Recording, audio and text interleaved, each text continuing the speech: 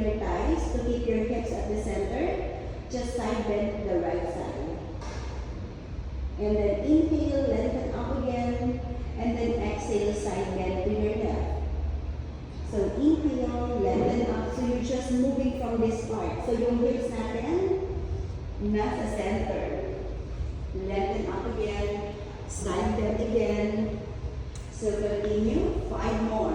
Inhale. So you have to squeeze your heels and then inner thighs together. So make sure that the hips is squared and it's not moving. It's just your body. Again. Side bend. So keep your hips stable. And then center again. And then one more both sides. Side bend to your right. Inhale, lengthen up again. Side bend to your left side. And then center. Okay, and then bring your arms by your side. Okay. So from here, bring your arms in front. So plug the shoulders down. So it's your actual right. Shoulders are down.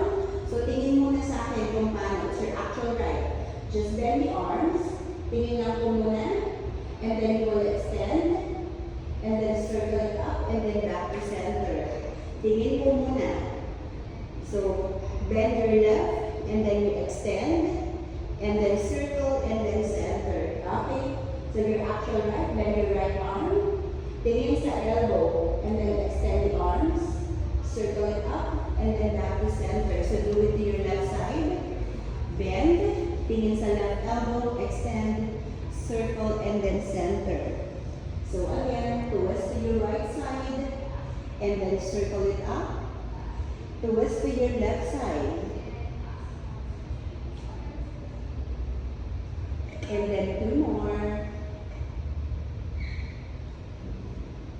And then twist again. So continue 1 more. Inhale to start. And then exhale to end. Twist to your left side. Extend the arms, circle it up and center. Last one, both sides. And then circle again. Last to your left side. And then center. So from there, bring your arms up and then plug the shoulders down. Can you keep that heels together? And then exhaling, rounding forward. So continue rounding forward. Rounding forward all the way down. And then slowly up again with control. And then follow it with your arms, head last to be lifted. Exhale again, round forward. And then with control, up again, head last to be lifted. And then arms up again. So continue, 3 more. Exhaling, rounding forward again. And then up again, follow it with your arms, lift your arms up. And then exhale, last one. And then exhale, rounding forward. As you come up, that is inhale, lengthen up again. And then arms by your side. So let's all stand. So you can move the platform extended down. Yes. And then bring it to the edge. Okay, so stand up tayo sa left side. So you'll be standing on the left side in line. So this is the base of your foot bar, right? So at the base of your foot bar. So from there, bring your both hands on the on the foot bar. You lower down your right knee on top and you curl your toes. Okay. So yes, and then lower down your right knee. Okay. So your foot is in line with the base of the foot bar. Curl your toes now. Get. Okay. So from there, tingin tayo dun sa mirror. So you will now bring entirely your weight forward. So you slightly give it, or you slightly shift it at the center. So slightly backward tayo. Slightly backward.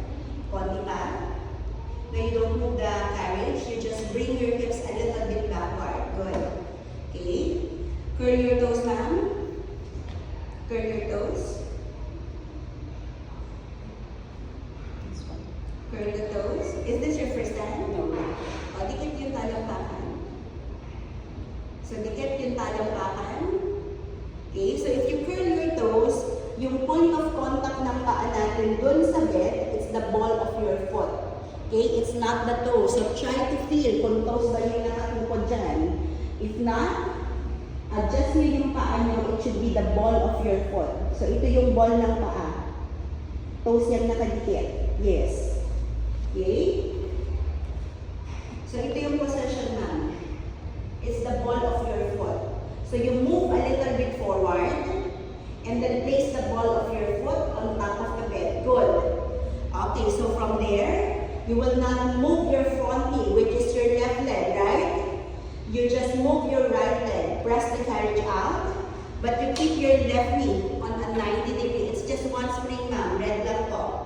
And then exhaling, return again. So hold. Yung left foot natin, it should be pointing forward. So adjust your foot. It should be pointing forward. Good.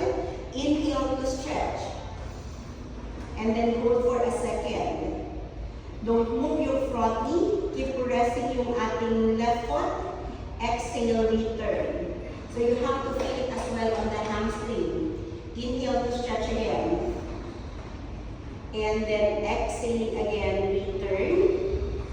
So continue, it's a long inhalation again, stretch. Keep stretching more. Okay, hold. How far can you extend your right leg? Make sure that your front knee is on a 90. Lift your hips ng konti para you will not sink on the lower back. So push yourself away from the foot bar. And then exhaling, return again. So again, inhale to stretch. And then exhale, return again. So you will just move your left leg as far as you can maintain the 90 degree of your left leg. Inhale to stretch. Hold. 90 degree lang tayo, ma'am. 90 degree. And then exhaling, return. So try to listen ha. Kasi as far as you want, gusto namin ma-correct yung posture natin ha.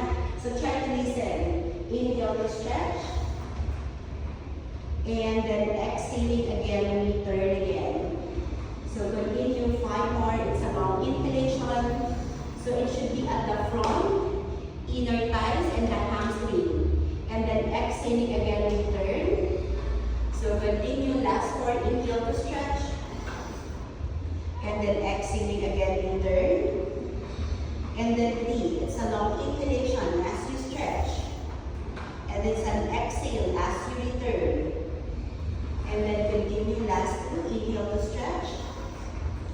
And then exhaling again, return. And then one more, inhale to stretch. Hold. Then we'll lift the hips. Good. But you stretch more on your right leg. So this time, straighten your left leg into your front split. Good. And then bend first your left knee. And then exhale, you return. Same movement, 4 more. Inhale to stretch again. And then you straighten the front leg. Bend your front knee. And then exhale, return again. So continue 3 more. Inhale to stretch. And then straighten the front leg. Bend. And then exhale, return. So again, inhale to stretch. And then straighten the front leg. Bend again. And then exhale. And then one more, inhale to stretch. And then straighten the front leg. Exhaling, return again. So let's switch, other side. So from the top, bend on the front knee. Okay, so you should be in line with the base of your foot bar. So lower down your left knee, and you have to curl your toes. Again, if you curl your toes, the point of contact of